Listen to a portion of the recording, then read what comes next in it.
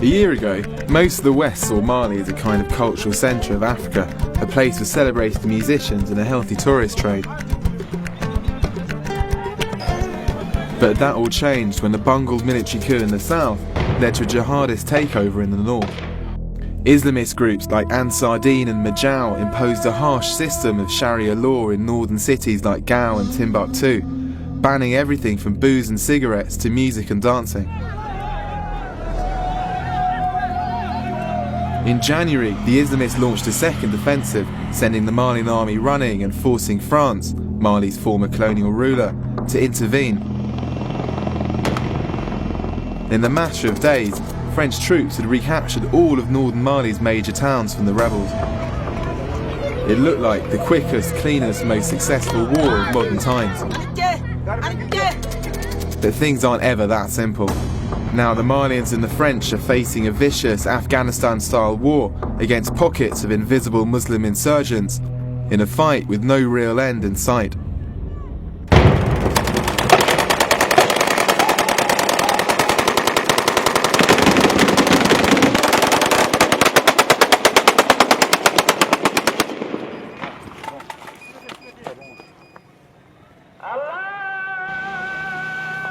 This is the story of the battle for Gao, the biggest city in northern Mali. The surrounding countryside is still jihadist territory, and though the French control the city centre, more or less, every day new homemade bombs are found in the city, each one powerful enough to destroy a tank.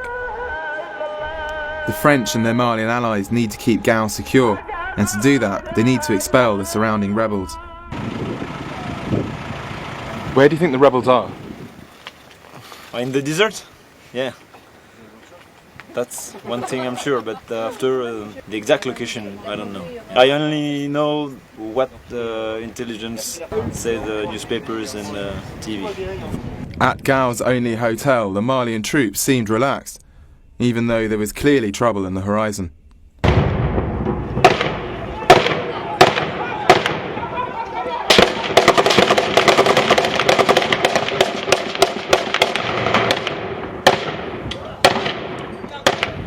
Ils sont proches?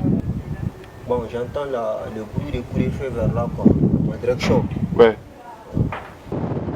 I jumped in the back of a Malian pickup truck heading towards the battle through deserted streets. The French were leaving this battle to the Malians, but no one knew what to expect.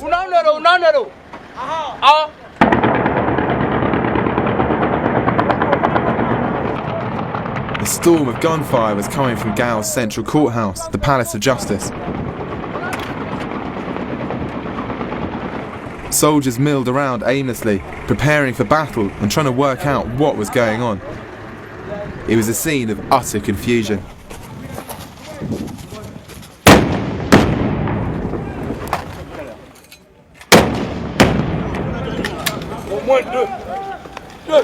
Asseyez-vous, asseyez-vous, asseyez-vous, asseyez-vous. Une sauterane, on a matérialisé.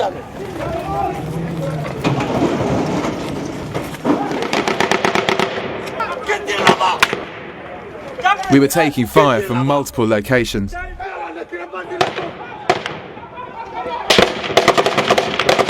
It became clear that there were more jihadists in town than anyone had expected.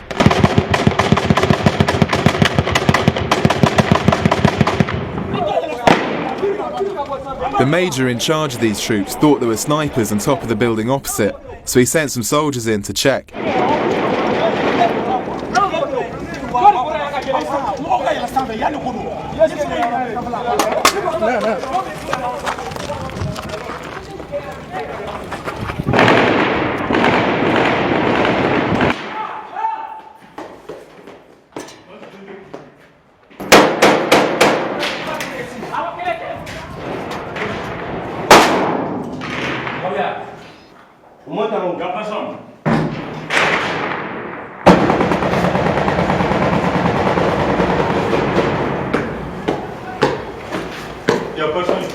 Ok. Prenons une position là-bas.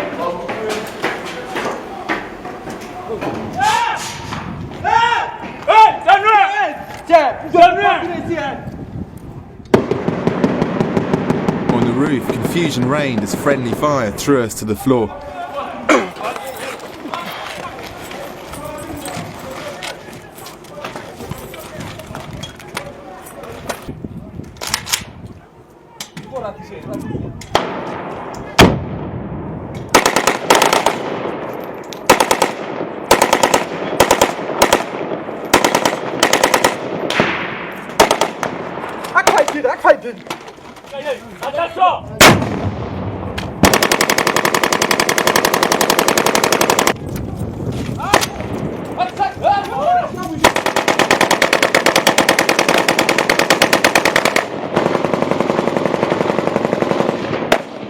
The Malians had worked out that the jihadists weren't just in the courthouse, but also in the marketplace on our right. They sprayed wild bursts of machine gun fire at them.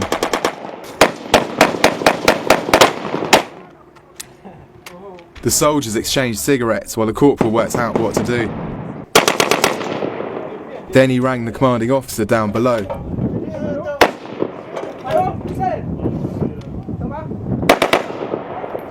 The corporal wanted to smash the wall down with an armoured car and attack the Islamists, but his commanding officer wasn't so sure.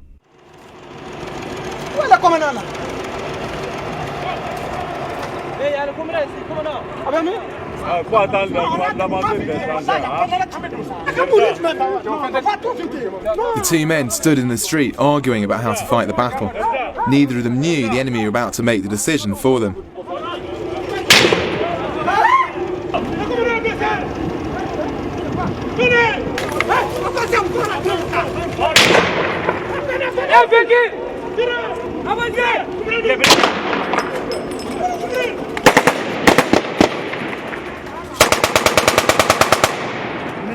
A jeep came to take the wounded major away.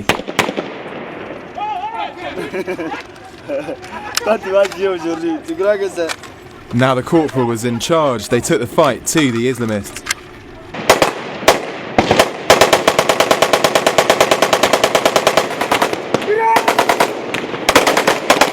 We pulled back a bit while the armoured car drove up to smash down the wall.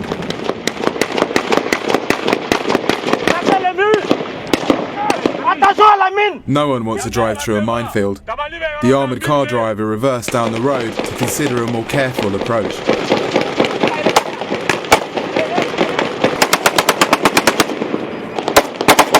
While the vehicles considered the next step, the Malian soldiers lay down a wall of covering fire.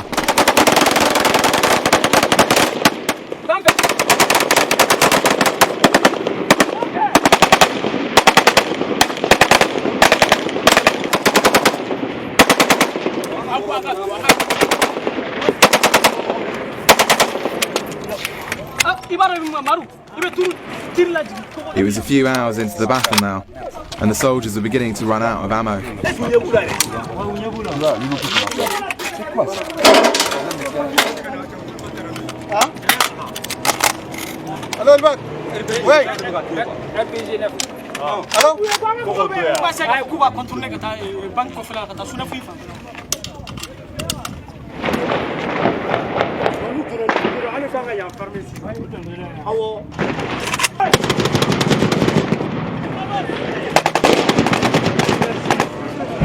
The Malians were about to launch a head-on assault on the courthouse.